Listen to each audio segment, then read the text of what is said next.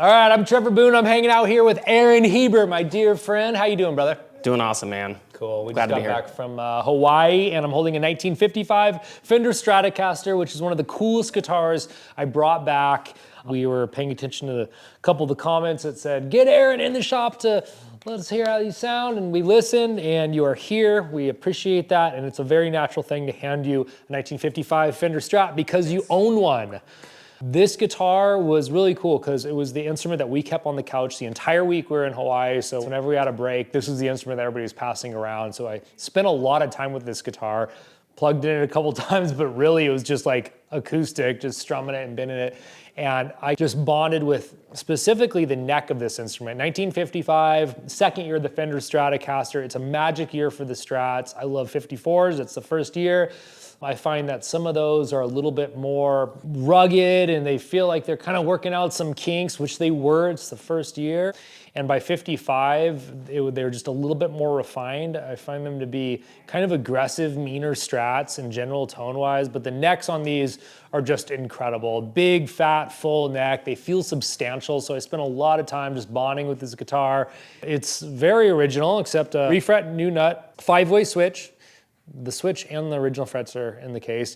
And this pickup was rewound by Lindy Fralin. He did a great job, the balance is there. I love that guitar. Curious to hear what you think about it. So first impression is, well, we'll start from the look standpoint, right? A lot of what I gravitate, or I don't know, I talk to people about is how a guitar looks, you know, how it makes you feel. Does it make you smile when you walk into a room? Do you want to grab it off the wall and pick it up? And this, for me, this is what does it for me. Of course, I love Strats, everyone knows that, but this, you know, it has the wear that you look for, the plastic, all of the grain of the wood. It's just a monster guitar. But to your point about the neck, they just got it right. I mean, knocked it out of the park with this one. It is literally perfect. If I had a signature maple neck, I'm just gonna borrow this and have them scan the neck. Like, that's how much I like it. So very, very, very cool guitar. Like the V-necks and all that, I know a lot of people love the big, you know, 56 V. Yeah, I get it, there's a place for it. For me, this is what I go after. Yeah.